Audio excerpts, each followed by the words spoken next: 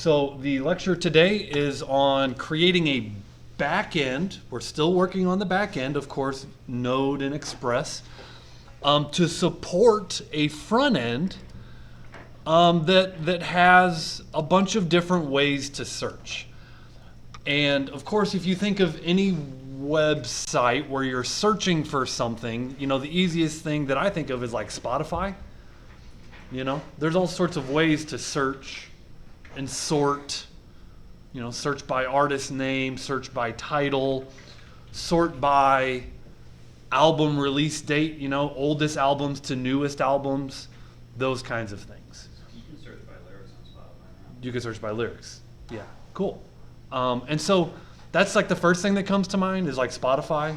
But of course, if you go to Amazon.com, right, and you're searching for your favorite Pokemon card, you can filter and search in all sorts of ways, right?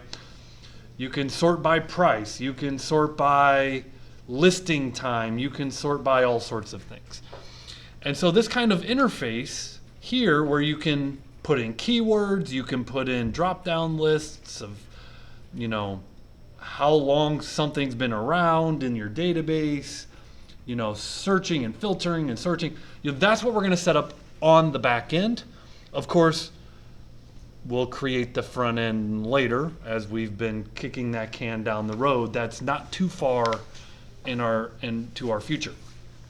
To kind of show you what this might look like on your bug tracker, this is my bug tracker that I kind of spun up, not completed, but pretty close. And I've got a list of bugs here coming from my database, and I got a list of users coming from my database. And we can search by keywords, right? So maybe on my bugs, if I want to search for the word, local storage, just get that record back, right? So we can search by keywords. You can sort by, maybe sort by title, and we get alphabetical order, right? So searching by keywords, sorting by, pick your field. You can also provide a filter. So maybe I just want to see my approved bugs. And notice, now we're just seeing the approved.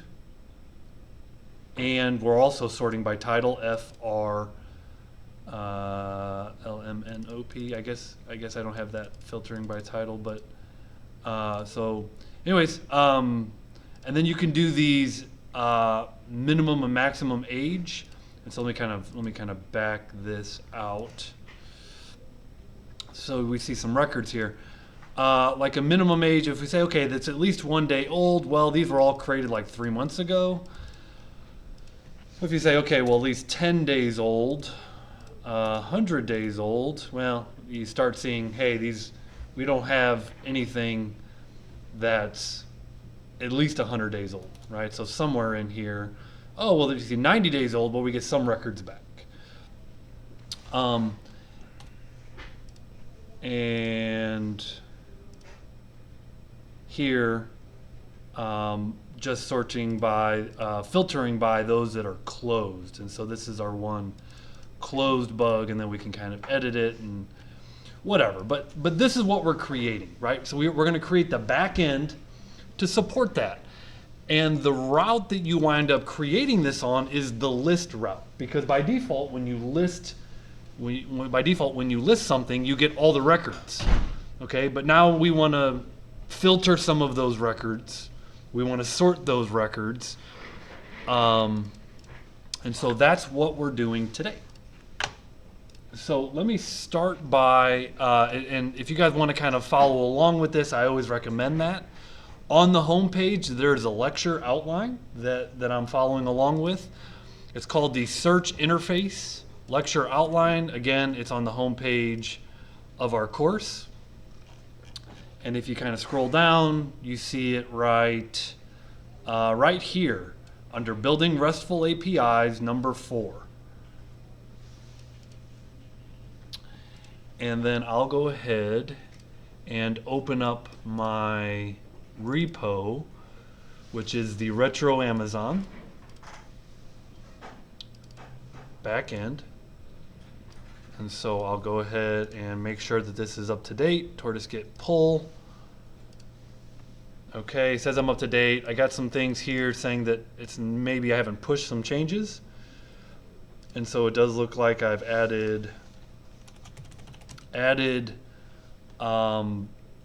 validation with Joy. That's kind of the last thing I did. Okay, so my repo is up to date, and I'm going to go ahead and open this up. And again, we're going to provide some search interface functionality. So let me pull this over here.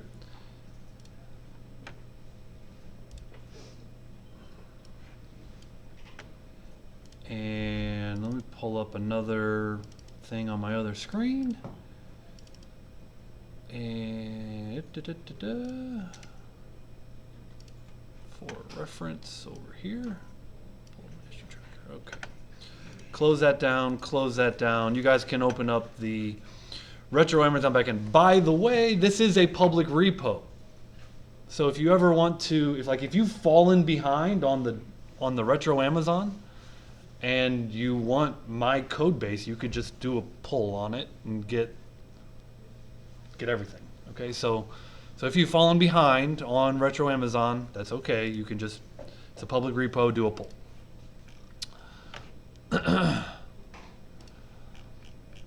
Okay, so again, we're going to be kind of focusing here on the list route.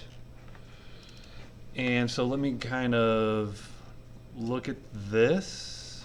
Here's our list route.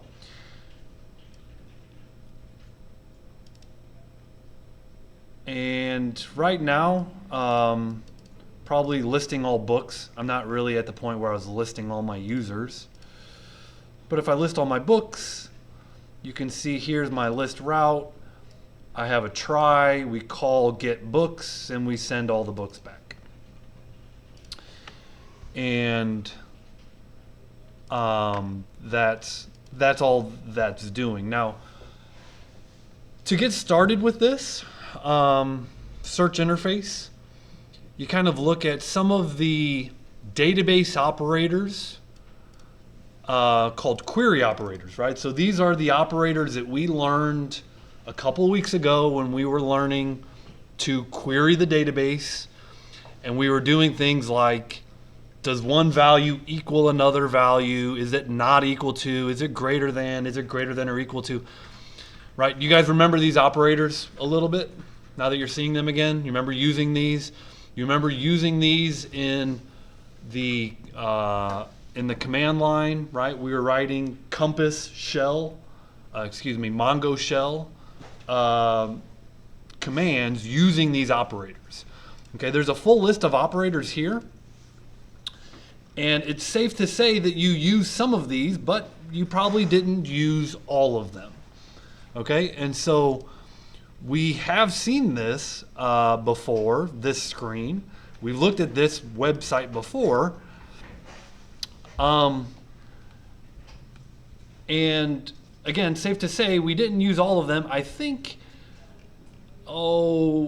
I had you doing some fun stuff in the labs with like $near, where you guys were finding out how many movie theaters were in within 100 miles within a certain location. So you had some fun in here, I thought. I thought there were some pretty neat operators. Another one that we didn't look at too deeply is this $text, right? $text is what we're going to use to perform a text search. And so that's going to enable, well, the text search, the keywords. So in order to use $text, it doesn't work out of the box. Unfortunately, let me open up Compass and show you what I mean. I'm going to kind of take a query out of the lecture, and you're going to notice that my $text query is what we're doing. So I'm going to go ahead and connect into my Mongo shell.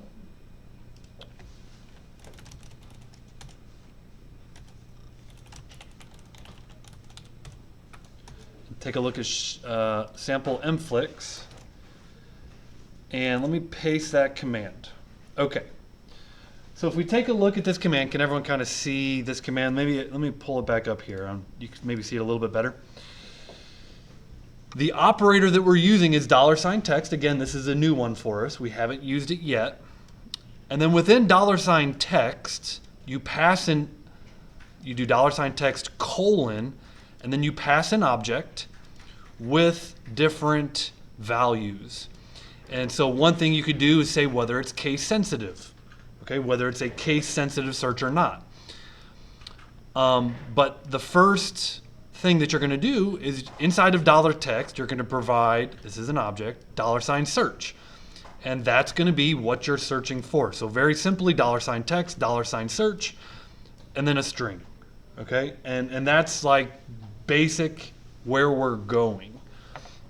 And so if we look at the query that we're doing here, it's $text colon object $search. And we're searching inside of our movies database for the word matrix.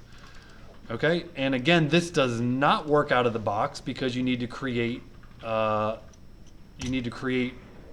index. Now, there I say it doesn't work out of the box, and it does work out of the box for me. For those of you following along at home, someone confirm that it's not working for you because I've done this before and you haven't. So can someone else copy and paste that command and verify get the error message, please?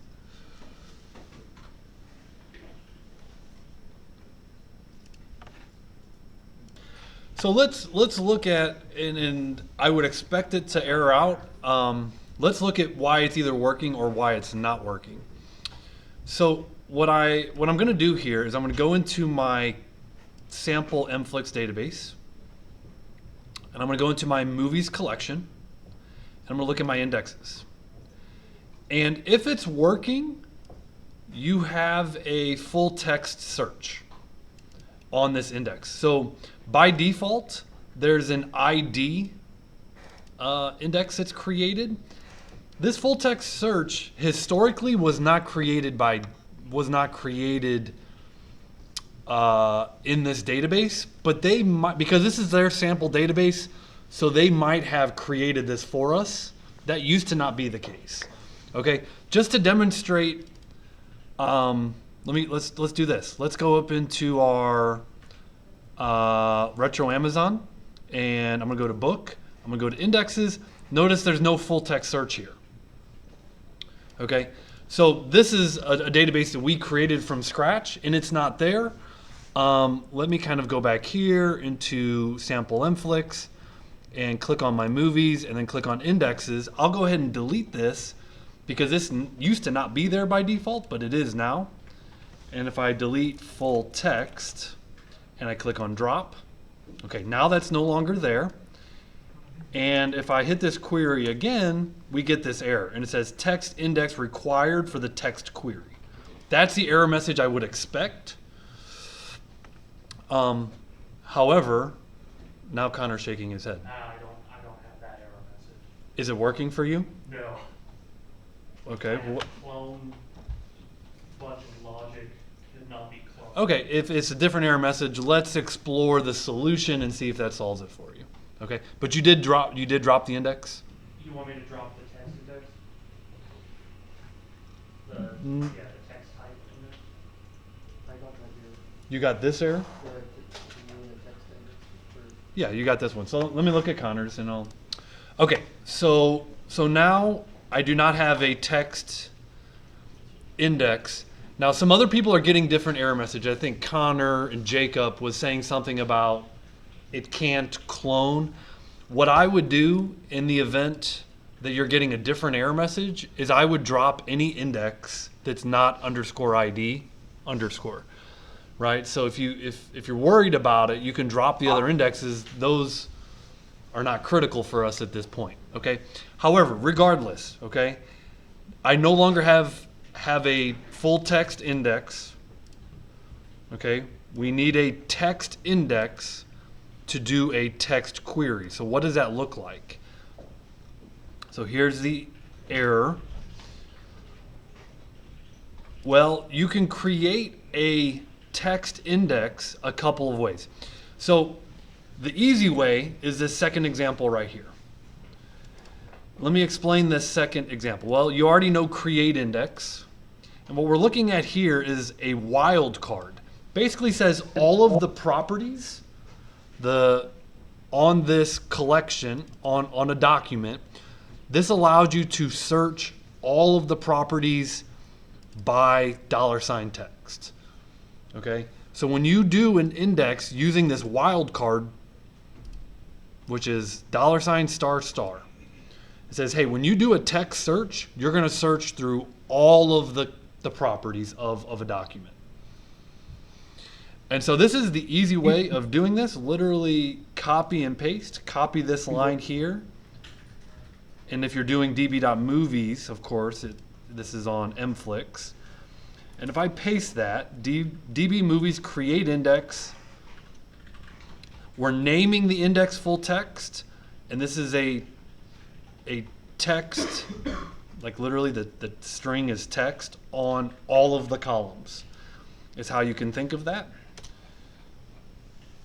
And because we're creating an index on a database with a lot of data, it does take a minute. And if you get this return, it just says full text, that means it worked. And if you refresh, now you can see that this has been recreated. Okay, so the name of my index is called full text. And now, going back to the Mongo shell, if I do my text search, we get the data back. Now, why? Of course, these documents are only showing the title. Well, if you look at the second part of this is doing a find search of the matrix, and we're only showing title, right? If I delete the second object here and just do the text search, now we're getting all of the data back. Okay, so it's a little bit more to look at, so that's a little bit overwhelming. So what I would do is say, hey, let's go ahead and just show me the title. Now then when you look at this, it says, okay, well the title is matrix, animatrix, okay, that's good. Matrix revolution, and then you see commando. The results confuse me often. If you forget that the search is searching all of the properties. It's not just searching the title. So somewhere in this movie called Commando, maybe in the description, it's got the word matrix. Okay, maybe in the whatever, in the cast, in the description, in one of the other properties. Okay, so you're going to get back the results. Sometimes you might not see that. Yes? The name tag for the creating an index, it's not overly important. The name here? Yeah, you don't have to call this full text. You could call it. It would just be named. Like if you don't even have a name tag there, it would, in this case, just be named like text, or actually it would be named the $***. Yeah, what this name does, as you're alluding to, is it just gives us the name of our index to reference it that we call it by. We call this full text, but that's not the important part here. The more important part is the first part of this query, which is right here. This object is creating a text index on all of the properties. I found the issue with that clone thing, at least on my end. What was the issue with the clone thing on your end? I forgot a colon after tags. You forgot a colon. There you go. Now, it stands to reason that you might not want to search all of the fields. Okay? So here's an index that says, hey, only use the title property, the plot property, and the full plot. Okay, so if you don't want to search through all of the properties of a document, you can create a text index on specific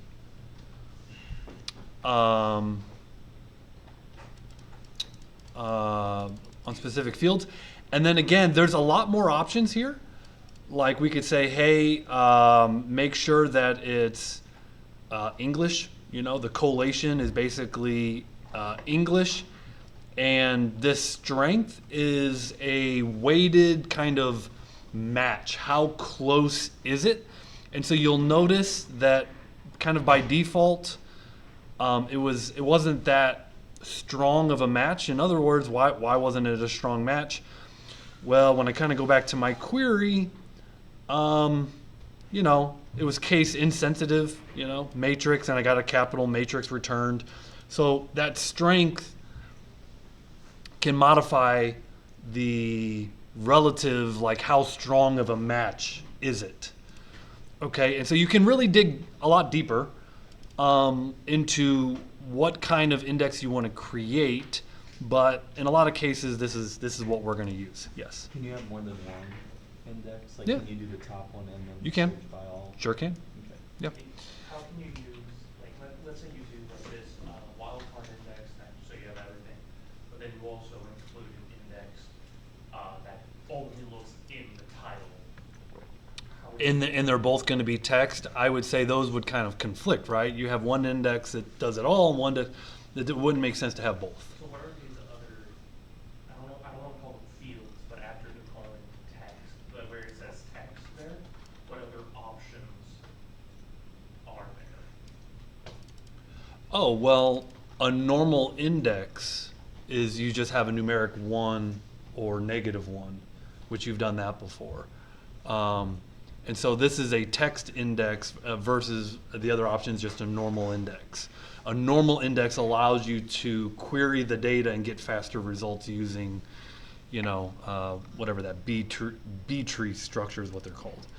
So the other options there, I would just say, is a normal numerical value, 1 or -1. And if you do a +1 as a value for a field that has text in it, what is that? Alpha, that's alpha, it's alphanumeric. It's doing it in alpha. It's alphanumeric. In that case. Yeah. Oh, okay. Yeah. Okay. Okay, so that's the case. Let's go ahead while we're at it, right? So we did our example on movies. Let's go ahead and create a full text index on Retro Amazon. So let's use Retro Amazon.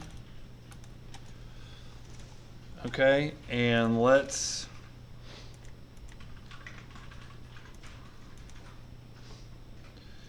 go back to our query and change the collection. Instead of db.movies create index, this is simply db.book create index. Okay, so same way, just different database, different collection, creating a full text index on all of the properties. And this is our success message, just when it returns the word full text. And if I kind of go back here and I go to indexes and I refresh,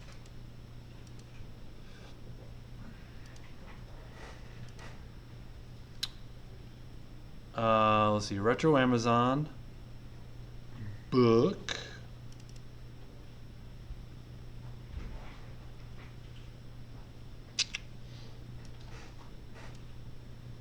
there it is. Took a second to show up. I literally just had to be patient. Okay, so let's perform a query, right? The next thing is to hit a query, and I'm going to do db.capitalBook.find. I'm going to get rid of the second object here. $search. And I'm sure the Great Gatsby is in there, so I'll put the word great. And we get one record back, which is the Great Gatsby. Okay, cool, simple enough. Now, the $ text in Mongo Shell is practically the same syntax as we will do in JavaScript. Okay, so now we've got a backend that we're going to do a text search with using our route. Okay, everyone ready to kind of move forward? Okay, so now that we have the text search working in the command prompt, let's get it working on our back end. So to do that, let's boot up our retro Amazon backend. So I'm going to do npm run start-dev. And it looks like I'm listening on port 3003.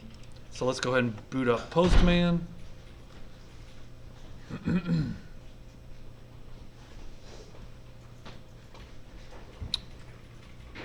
And kind of back out of that, we're going to go to retro Amazon books, list all books, port 3003, and we're getting all of our books back.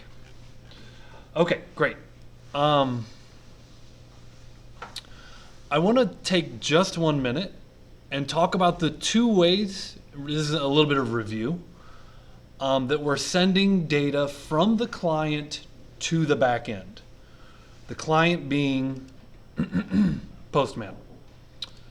As of right now, remember anything coming from the client comes over in the rec object.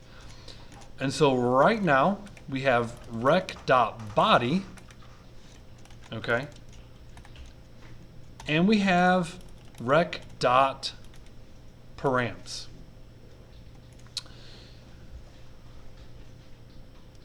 What's the difference? Rec.body comes from the HTML form. If you remember when we actually built the login front end, typically the name attribute of the controls. Remember we had a text box called text email, but then we had the name attribute in HTML, something along the lines of input type of text, and then the name of like text email. That enabled us, or maybe just email, but that enabled us to have rec.body.text email. Okay? This is how we sent from the front end to the back end. We sent it in a HTML control with the name attribute, and we received it on the back end with rec.body.text email. So far, so good? Now in Postman, we had this body tab. Because we don't actually draw up a form, we would go into the body tab and we would say form URL encoded, and we were putting keys and values in here. Okay? So just as a review, that's one way to send from the front end to the back end. The next one was rec.params. Okay, something like this. Rec.params this is a variable that's part of the URL. So like this part right here, 1, 2, 3, 4, 5. How did we receive that on the back end? We created a parameter variable. We would do something like down here with a colon. Okay? So to send data in rec.body, that's one way we were sending data from the client to the back end. And then the second way is we were passing it in the URL as a parameter variable, and we would receive it as rec.params. And so to receive like an ID like this right here, On the back end, this would be something along that line. Book ID. Or in the case this here, we just called it colon ID.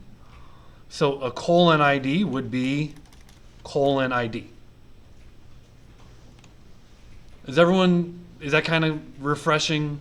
Just reviewing the two ways so far that we can send data from the client to the server. We are now going to introduce a new way, which is rec.query. A query string is part of the URL, kind of similar to rec.params, that is used to send data to the server that starts with a question mark. If everyone can zone in with me here, are you guys listening? Zone in. Everybody has used a website and clicked a button and looked up at the URL and seen that it went from google.com to google.com question mark and then a bunch of gibberish.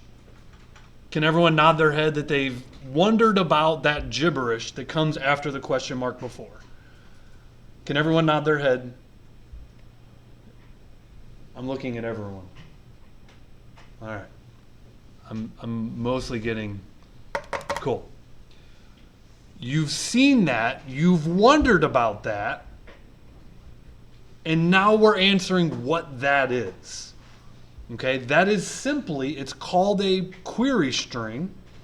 A query string is another way, this is a third way to send information from the client to the server. So way number one so far, rec.body. Way number two is rec.params. This is a parameter variable that's part of the URL. Rec.query is part of the URL, but it is what comes after the question mark. Okay? And so in Postman, if we wanted to send information as part of the URL, we could just code it here. This would be rec.params. If we wanted to send it, that would be, rec.params. It's part of the URL. If we wanted to send it via the body, we click on this little tab right here and we start sending information in key value pairs. But we have not sent data using this little params button. Okay? This params button sends information across in rec.params. We haven't looked at rec.params. So let's look at how we can send information to our list. If I start, put the word keywords, notice what it's doing to my URL. Keywords. Look what it's doing to my URL. And let's just say the word great. And so I can hit this and, I'm not really doing anything with that. I do notice that, no, everything's exactly the same. Literally nothing changes except for I've got this query string now in my URL. So how do we receive that? We're going to receive that with rec.query. So let's receive that information. Now when I'm hitting the list route, getting all books, I'm going to put this into backticks. The query string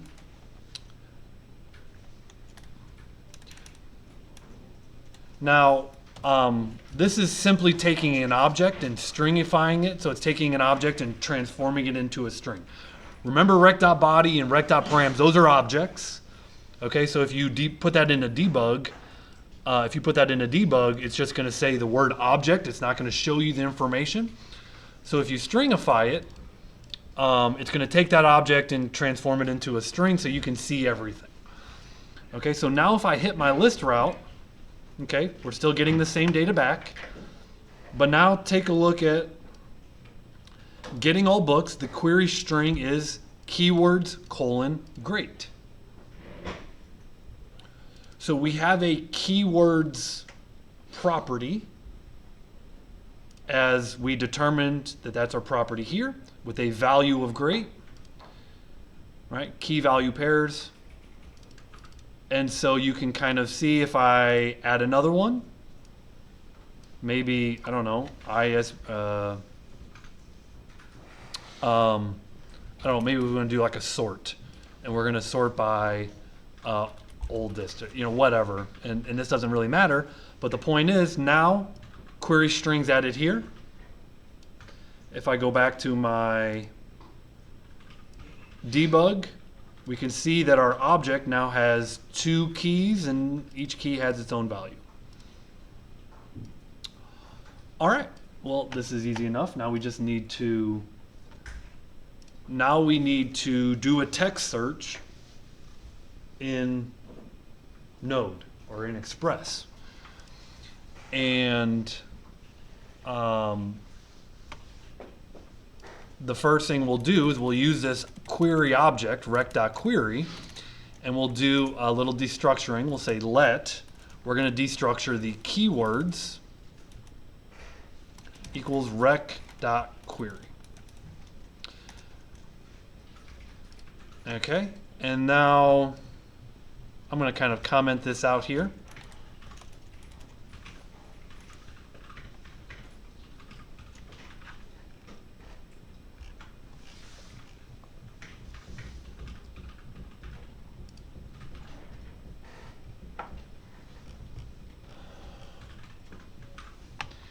And I'll say if there are keywords, if keywords are truthy,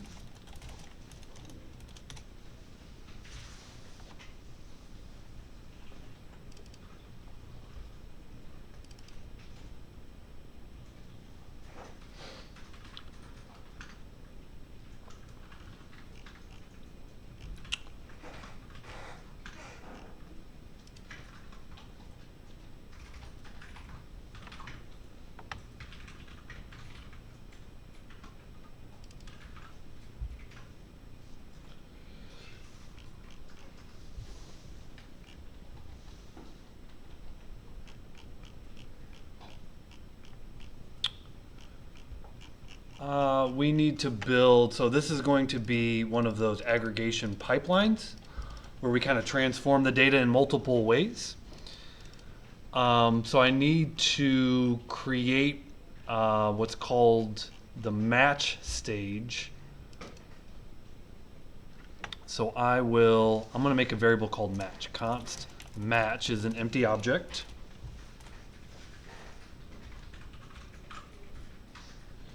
And if keywords are truthy, we're going to set the, so what is a match stage? The match stage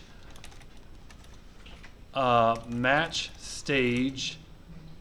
an aggregation pipeline is the filter. And so, you know, you're going to filter out records using match.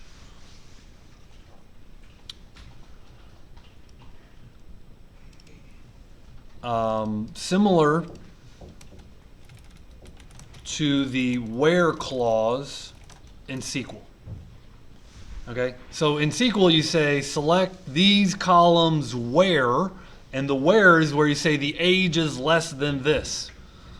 Okay, so the match is similar to a where clause in SQL. You're filtering out records based on a condition. So if there's a match, we're going to set the match, and again, this is doing a text search.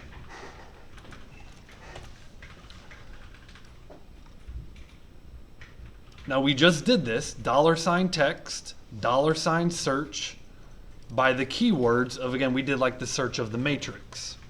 So we just did this in the shell. Now we're doing this in our back end. Okay, so if there are keywords coming from the query, then let's do a filter by a text search of those keywords.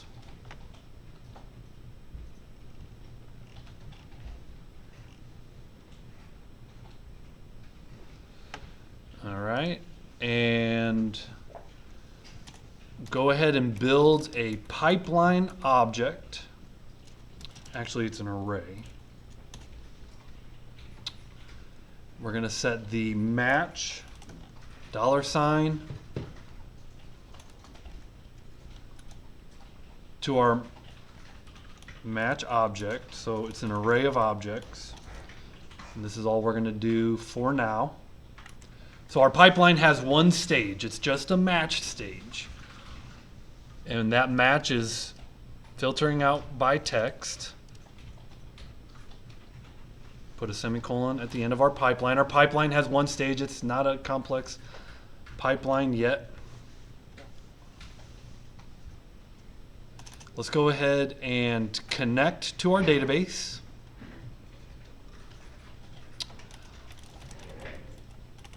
Now I'm going to explain. I'm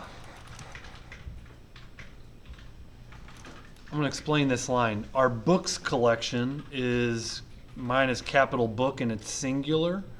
So make sure that your collection name is appropriate. This is essentially this cursor object. Remember a cursor? These things called cursors give you a lot of flexibility on how to retrieve the data, right? And so if you're retrieving a lot of data, then to say that to retrieve it all at once, think of like streaming video. You don't wait for the whole video to download to start showing the video to the client. Okay, so this cursor, I think of streaming video. And it allows us to download parts of the data at a time without having to download the whole thing. So more of a streaming type of effect with your data.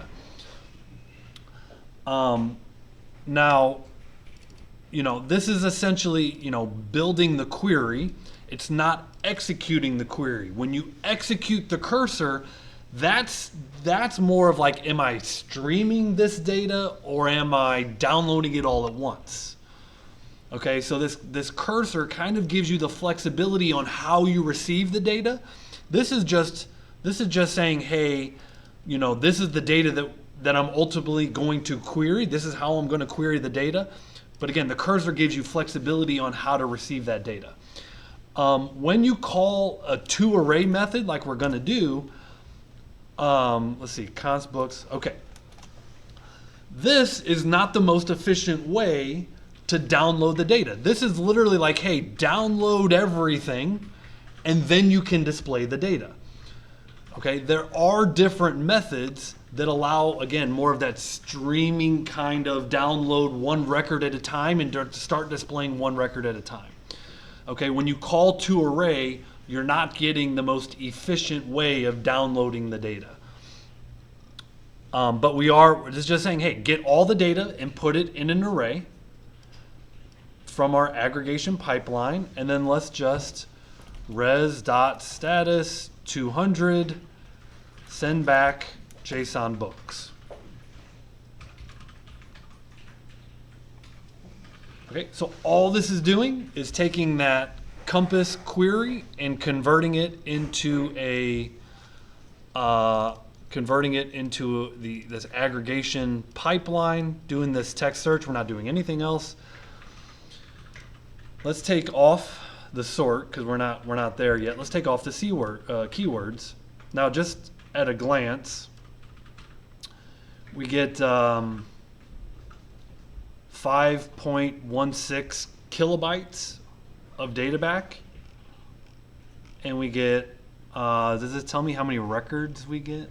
Somewhere in here, it should give me a number of records. Not seeing that, but that's okay. You can kind of get the totality of it by saying, okay, this is 5.16K of information coming, being received from the server. Let's go ahead and put the keywords of great in, and there's our Great Gatsby. And so our keyword search is working as intended. Maybe we do a keyword of fiction, because we're doing the search on all fields. It should search the genre field and return all of the genres of fiction. You know, what if we want to do a keywords, you know, I don't know, an author, like the word Lee, L-E-E, case insensitive. Very powerful tool, because, again, a text search, we got 3 books written by Harper Lee. Text search, very powerful. This is like what most people would, like the starting line, if you will, of performing a search on a data set. So I think even where we're at right here is a pretty cool place to be. Getting this to work. Yes? It doesn't have to be called keywords, right? Like Yeah, you can call it whatever you want. Yeah, you can. So, you know, the question is, hey, you know, this right here, we're calling it keywords, and we're receiving it on the back end here as keywords. I mean, that is just what it is. It's a keyword search, right? So, you know, even when you go to Google, it used to say, you know, enter your keywords or whatever. Actually, it probably doesn't say that, right? What does Google even say? You should know how to use this. It doesn't say anything. How about that? But that's what it is. It's a keyword. It's a keyword search.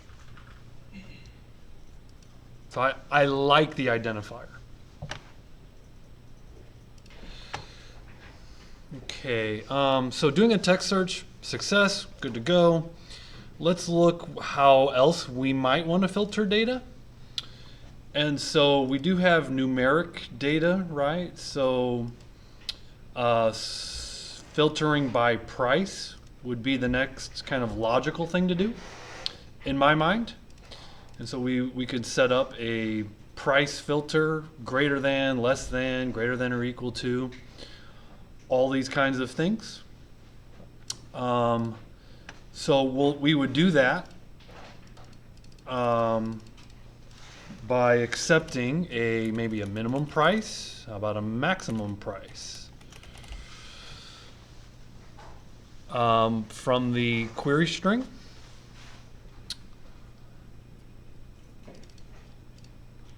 And to kind of go back to the data, that might be in a string. It looks like, well, when it's coming across from Postman, it should be a string. So if I kind of come over here and I go back to like max price, and let's just say, you know, $10. Let me just send that over. We're not doing the work yet, so it's not a working filter, but we're still sending that into rec.query. But you could see max price, and of course you see a string 10. So I'm going to take that string 10 inside of our max price. All right, we just got off topic. Let's get back on topic. Where did we even leave off? We are filtering by price and these kinds of things. So we do have a max price, and we are using object destructuring to get the min and max kind of sent over. What I want to do is I want to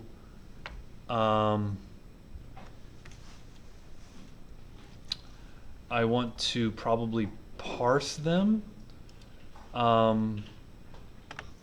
into, but maybe I can get by without parsing. I'm not sure. So let's try. Let's try without parsing. I'm going to say if, let's just do if min price and max price are both true, okay? We're going to modify our filter, which is match. Oh, well, let's see. We're going to set match.price greater than minimum price, less than or equal to max price. This is exactly what I want and need. So again, we're updating our match stage. Our match stage is our filter. We're adding a property, the price property, equal to greater than the minimum, less than the max. Okay, so we've updated match. We're still using, match is the only stage we have currently. And we pass our pipeline to the aggregate function, running on the book collection, returning a cursor, basically downloading all the data at once. So, will this now return if the keyword matches and the price works? Yes. Okay. Yeah, this will do both. So now, let's say, okay, we've got Lee, and let's look at Lee's books, okay? Lee has 13, $12.99, $12.99. So not a great data set to kind of go off of. But let's do max price and min price. And let's just do, okay, minimum price of 1, max of 14. And we still get all 3 books. Of course, that's within the range. However, let's try a maximum price of $12.99. Now we just get the 2 books, right? We filtered out the $13 book because we have a maximum price of $12.99. Now if we take that back to 14 and we set the minimum price of 13, now we just get our 1 book returned, right? So we've now done filtering by text and we've done filtering by numbers. We can do a little bit more with this. Of course, else if there's just a minimum price, then we just do one of those operations. Else if max price, we just do the other operation.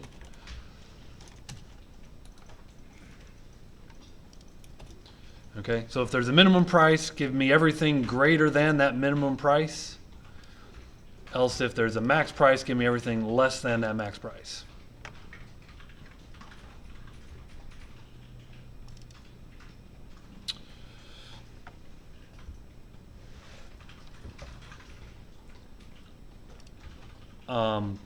But if you just want to do like 1 filter, right? Let's just do minimum price of 1, maximum price of 100. We're going to get all of our data.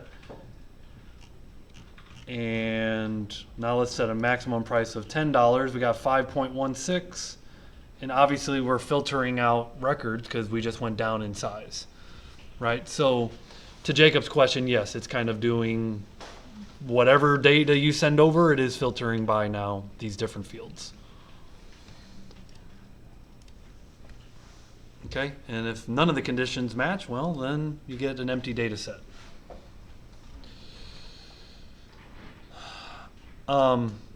We could also, looking at the data, we kind of already have the genre of fiction, like if you do a text search by fiction. But going back here, like what if we want to have a category, filter by category, right? Filter by, we can do that. So again, let's go back to our data set. Let's kind of genre. We're going to filter by genre. So we can kind of do that already with a text search, but let's flush out a genre. So let's just do comma genre.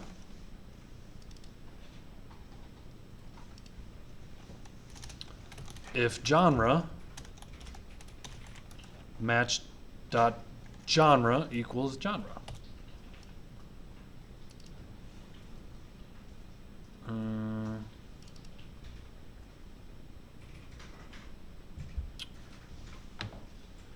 Okay, so let's back out here. Okay, so let's see. Here's Lee. She's got fiction, fiction, fiction. Okay, let's get rid of that.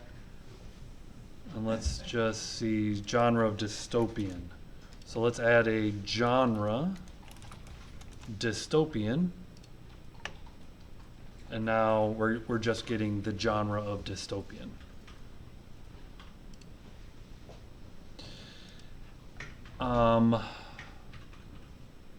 You could write this a little bit differently. You could write it kind of $EQ colon genre, same difference.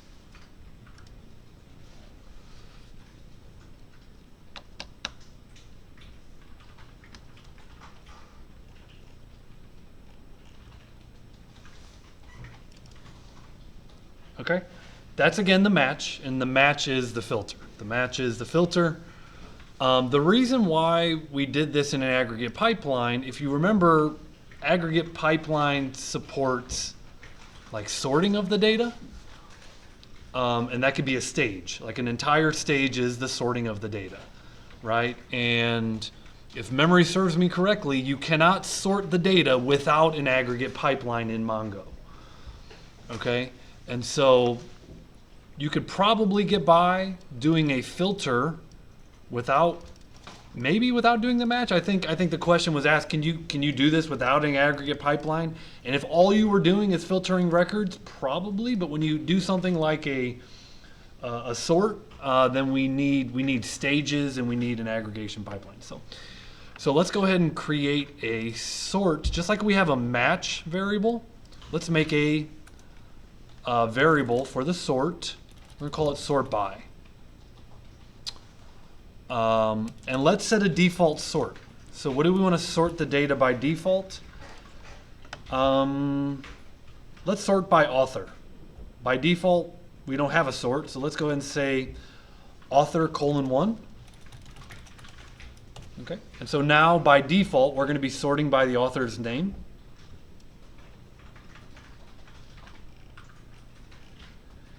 And let's go down to our pipeline array.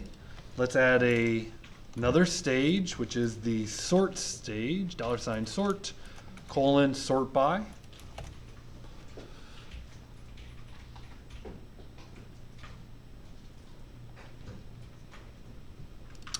And now, if we just get all of our data, we should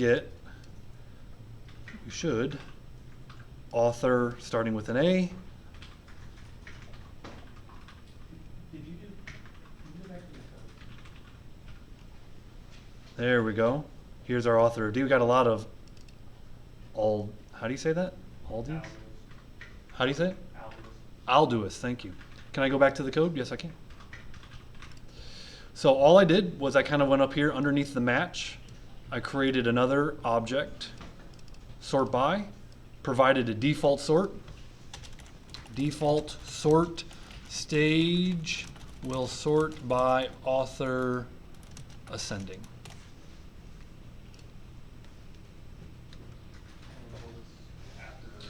So sort by was on line 51, and then I went down here on line 77, and I added to my pipeline the sort, $sort stage, passing it the object that we created.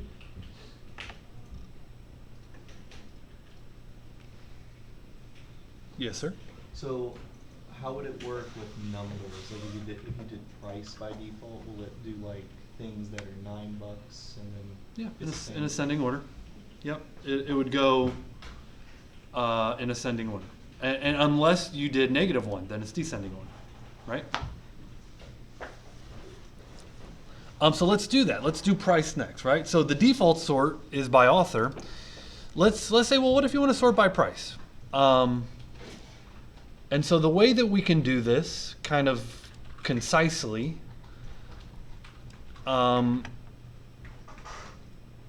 is by a switch. And so what I'll do here, and it doesn't exactly matter where, I'm just going to do it right here above my pipeline. I'm going to switch on my sort by variable. And again, sort by should come across in the rec.query. So notice up on line 49, I'm going to add in, oh no, excuse me.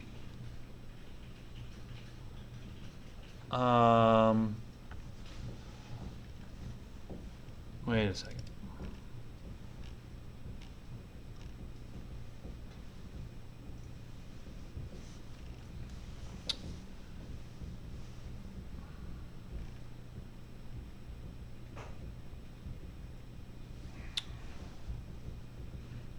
Okay, there's actually two variables. I goofed a little bit.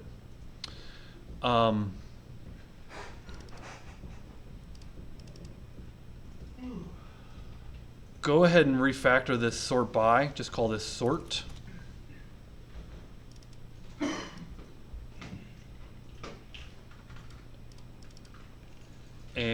and therefore this becomes sort.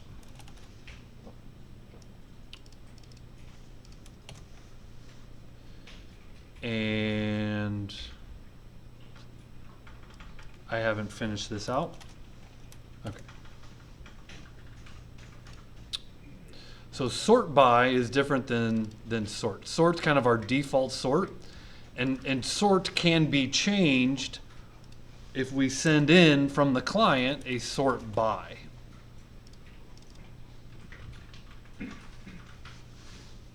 So sort is ultimately what we're sending, but if the client sends something sort by across from the front end, we're going to change the default sort. So when we do a switch, we're going to switch on sort by. So if there's a sort by, let's do a case of, believe, price.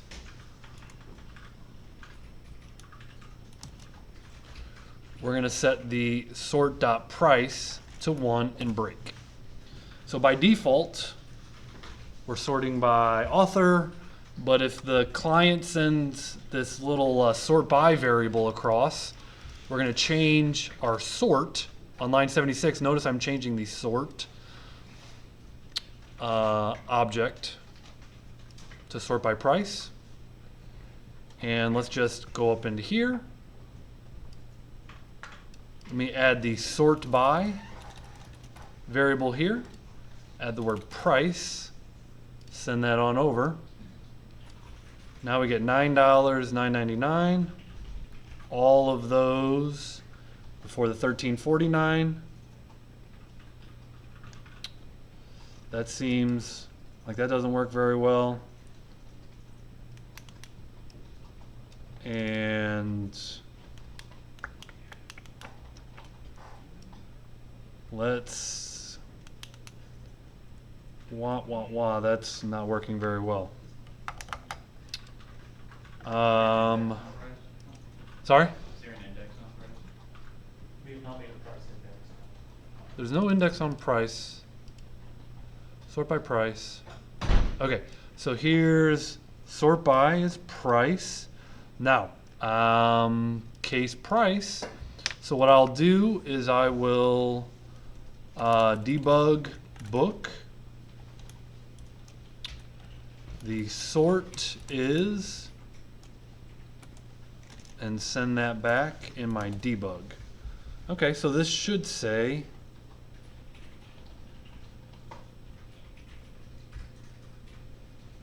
we're sorting by price. Let's go ahead and send that over.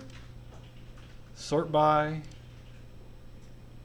Oh, sort is author 1, price 1. Okay. So, I'm going to reassign. Here's what we do.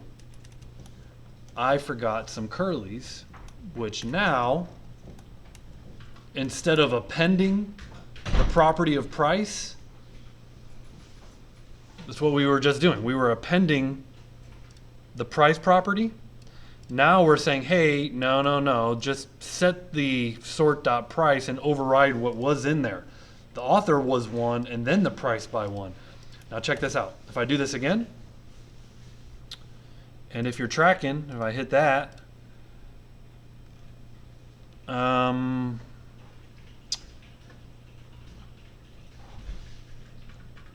it's still author 1, price 1. I need to overwrite my sort. Switch on sort by, case price. So clearly that's hitting. Sort. Oh, sort equals.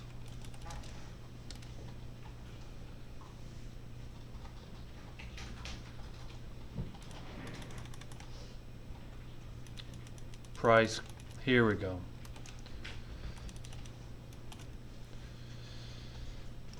My bad on syntax there. So here we're reassigning the sort object equal to price colon 1. Third time's a charm. And ping that. And it broke. Getting all the books. what error message did we get? Assignment to constant. Let's change it to let sort. Let's go back to our constant. Let's change it to let.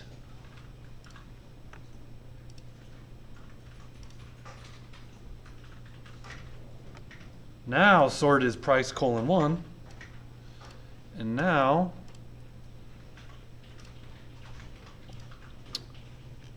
the data coming back $8.99, $9.99. Lots of 9.99s. That's $10.49, $10.99, and we debugged the bug. The bug has been debugged.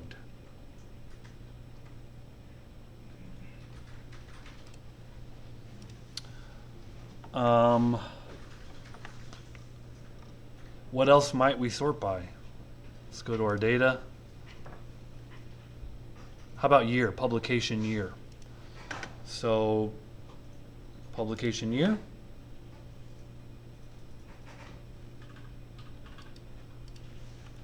Case. How about just case of year? Sort equals publication year colon 1 break.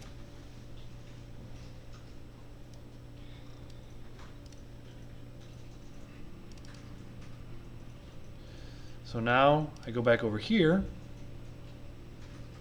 and in my sort by, I say year.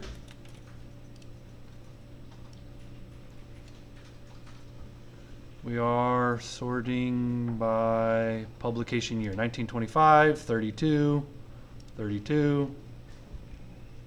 Lots of 32s, lots of 32s. 49. Cool.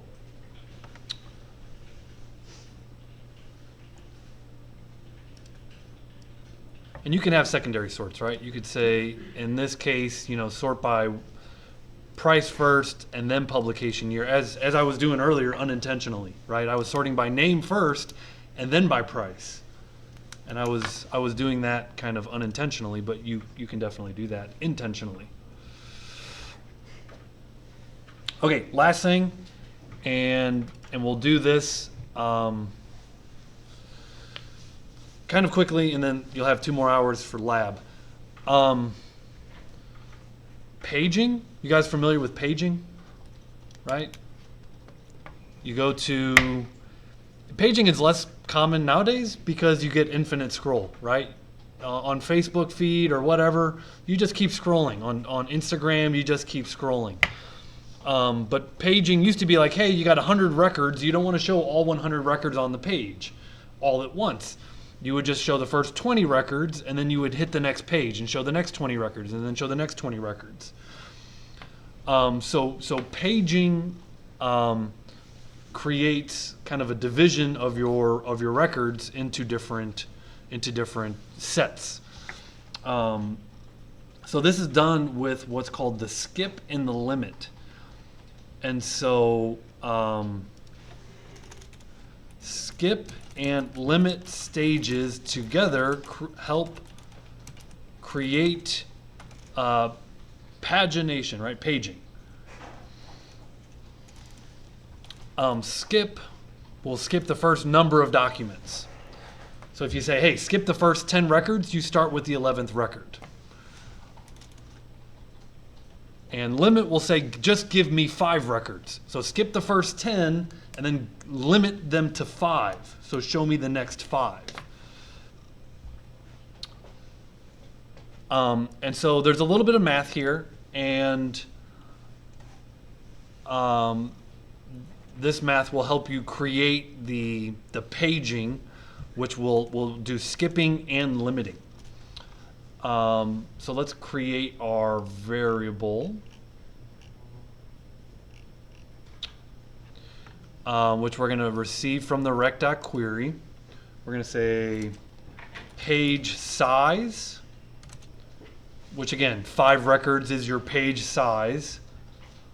And page number is like, give me the the third page, right? So page size is how many records per page. Page numbers, like, hey, I want page 1, I want the first 5 documents, I want the second 5 documents, I want the third 5 documents, so on and so forth. So you have page size and page number that you can send across from the front end.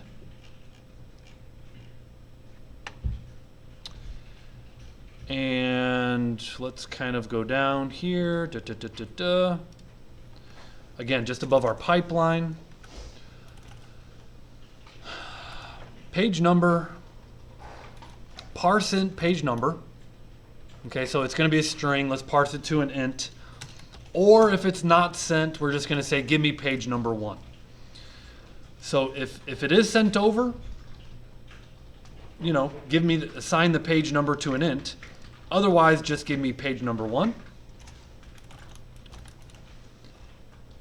And page size, I'm going to say, okay, parse the page size, or just give me 100 records at a time. Give me the first 100 records. Basically, no page size. If they don't send a page size, give me all the records.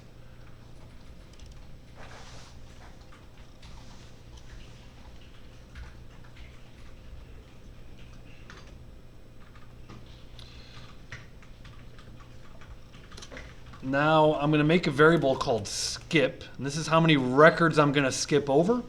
And the math is just as it fills in there. The page number minus 1. So again, I want you to imagine the third page. So page 3 minus 1 gives you 2 times the page size, which is 5, means you're skipping 10 records. 2 times 5 is 10. You're skipping 10 records. So in this case where the page number is 3, the page size is 5, you're skipping 10 records. Okay? You walk through that math just as I did to figure out how many records to skip. And then we're just going to set the limit to the page size. So make a variable called limit. And really, you could probably get by without that variable. And here, now the stage is the skip stage. Tells us to skip 10 records. If I code this correctly. And $limit to limit. So these are 2 stages in the aggregate pipeline to help us create paging.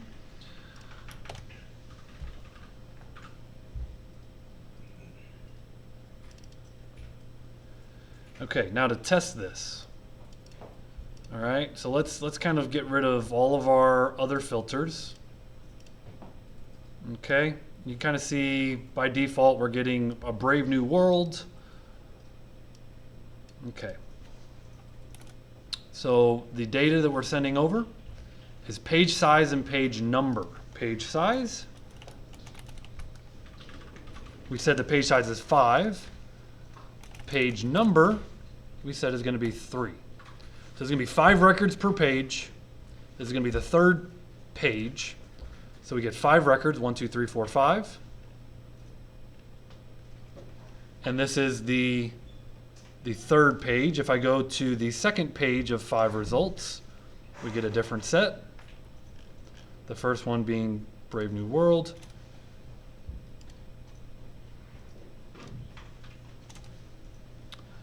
Let's see.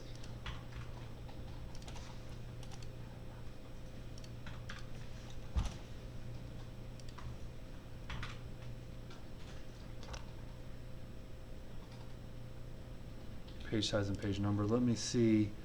Page size 5, page number 2.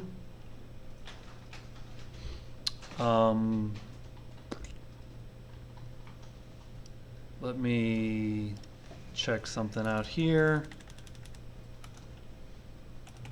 Debug book. It's working. Kind of, but it does seem like there's something there to debug. Skip is skip and limit is limit. So let's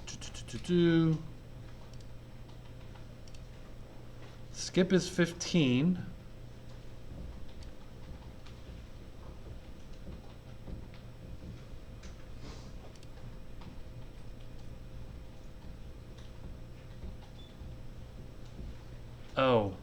That's why my math that I.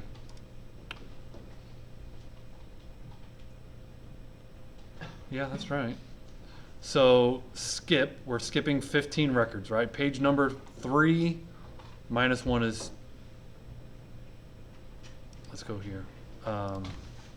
Page size 5, page number is 3. Okay, so page number is 3. So page number of 3 minus 1 is 2, times page size is 5, so we're skipping 10, so that is correct. And limit is 5. That is correct. So in the event you start with page 1, so if I go to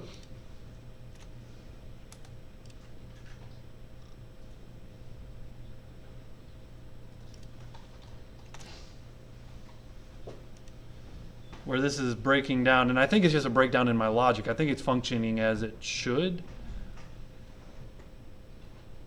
You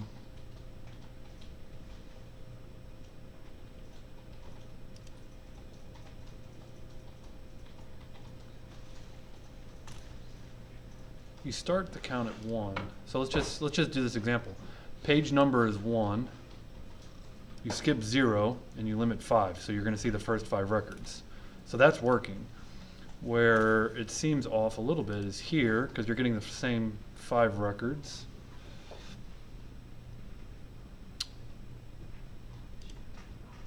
And now we're skipping 5, but we don't seem to be skipping the first 5 because it's returning the first 5. Unless I've got some duplicate data in there, which I don't think I do. Wait a minute, title Brave New World, title Brave New World. I think I've got duplicate data in there. I think it's I do. I've got some problem with my data. Why do I have this record in there many times? That's the problem. It's a problem with my data. The math is working. Okay, limit and skip are working. That was a 2-hour lecture. This is what you need for what we're going to do on our back end. Not on the hands-on test tomorrow, though. So don't worry about it. It is in the future. We'll be doing more of this in the future, but not tomorrow. Questions, comments, concerns? Ready to move on? Let's move on.